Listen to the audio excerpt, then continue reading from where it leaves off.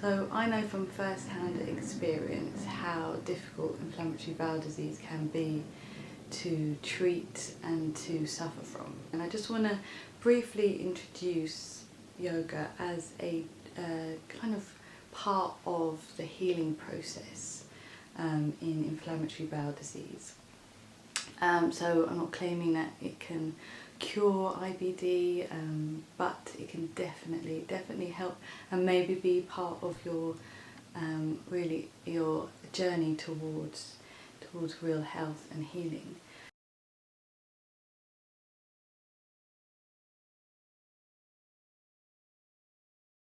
I think it's important that we just have a bit of relief and respite from the constant reliance and focus on the medication and the nutrition sides of treatment, which are obviously integral, but there's also stuff that you can do with your body right now and whenever you need it.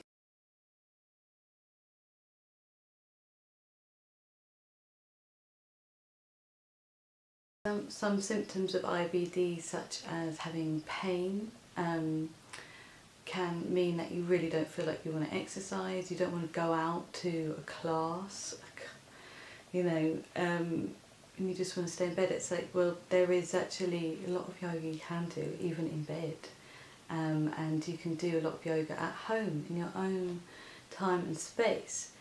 And you can just really avoid moving the gut and the belly, but you can still get a little bit of movement into the body, which can really alleviate some of the tension that can be created from pain. And yeah, a lot of nice breathing techniques can really help deal with pain as well. Also symptoms of having to go to the toilet, sometimes, some movement, even sometimes when I'm like getting into relaxation, that can be when, you suddenly need to go to the toilet. But when you're practicing yoga at home, it's just not an issue. Yeah, and often IBD can cause inflammation in other parts of the body, so you do want to kind of keep these areas warm with movement. You don't want to get too tense. You don't want to move too much either, you don't want to exhaust yourself, so this is where you can just pick and choose the parts of the program or the parts of yoga that are working for you, depending on your symptoms.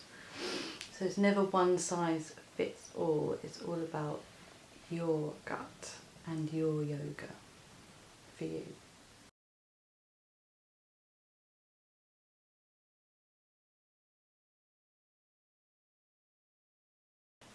A lot of the times it's a relapsing and remitting disease, so you will feel different on different days. There's a lot of fatigue that comes with IBD, sometimes you're worried about exercising because of adding to inflammation on the belly region, so you want to make sure you're safe, and going to any old yoga class can be difficult because there is sometimes quite a focus on the core and strengthening the core, and this is important, but it's not always appropriate for inflamed bowels.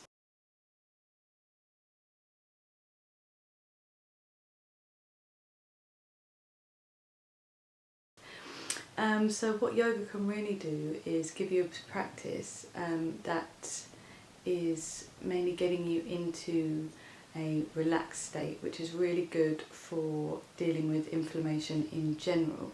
So we want to kind of be able to bring ourselves away from the fight and flight mode, which is a stress response, which is where inflammation kind of roots from. But yes, inflammation is a stress response. So kind of helping the body to go into rest and digest mode helps with the healing process. So when we're in rest and digest mode, this is also when the body is healing and repairing itself. Rest and digest mode is obviously really helpful in digestion as well, and sometimes, and I think a lot of the time, inflammatory bowel disease sufferers will not have great digestion generally.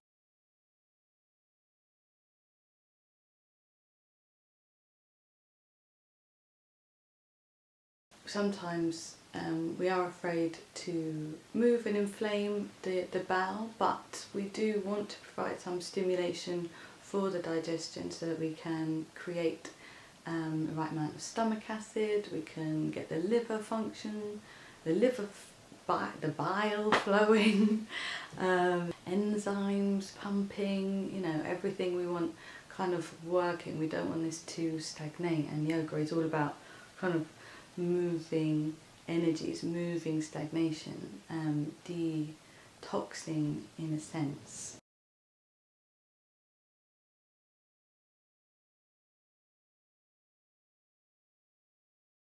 The disease itself really can cause anxiety and stress, and also stress really can increase the severity and the symptoms of the disease.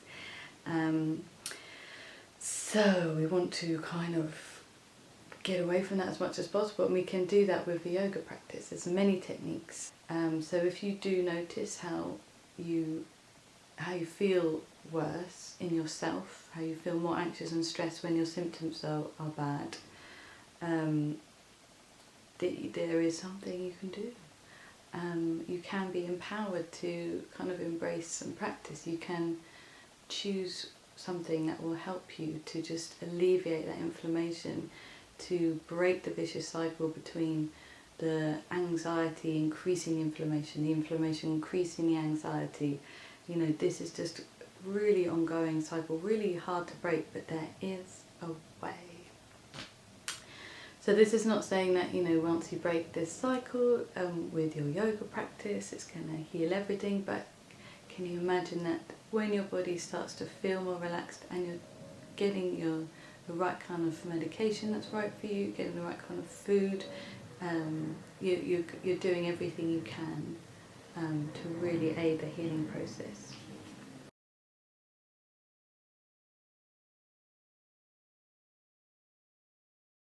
Finding the balance between this stimulation and this relaxation is the key to kind of using yoga for gut health and for digestion. This balance will change. This, you know, from day to day, depending on your energy, depending on what your nutrition plan is like. Depending what your day is like, depending how stressed you are and things like that. So I like to think that there is things you can just pick and choose out of yoga and start integrating into your everyday life, just dealing with the subtle changes of the body. And this is something that I found quite difficult to find in just everyday, in kind of standard yoga practice, because a class will often include a little bit of everything, but it's not all about the individual. And yoga can be really individual focused if you get given the right techniques and training to become your own gut healing guru.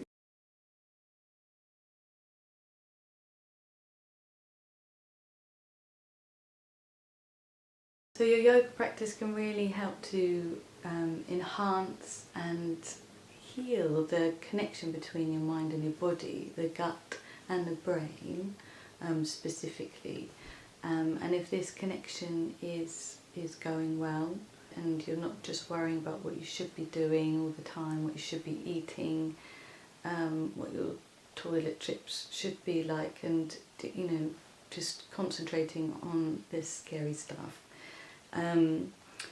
you can actually just focus more on creating some peace within yourself with this mind-body connection.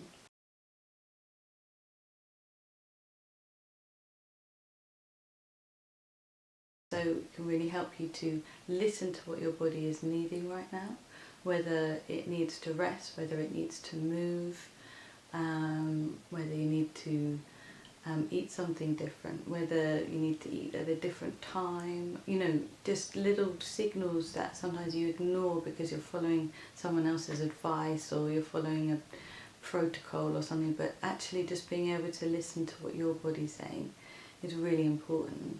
Everyone doesn't get the chance to do this a lot. I mean, how many times have you had to just, you know, or does everyone have to just wait to go to the toilet and be told when they can go to the toilet? You know, we're brought up like this. We're told when you have to eat, when you have to sleep.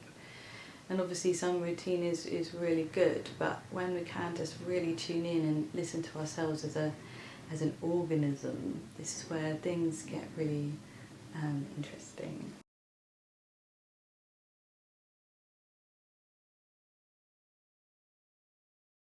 So you can feel empowered with bringing yoga into your IBD healing protocol. It kind of is something that you can do that's not all about food, not all about supplements, not all about medication. It's something you can do with your body. And essentially just being able to reconnect your body in a healthful way after a lot of time being frustrated with it, not understanding what's happening in it, and just feeling like a patient or feeling like a victim. Like this can be a way, or yoga can be a way to make you feel like a warrior again. And we know that IBD creates warriors out of all of us who have to suffer it.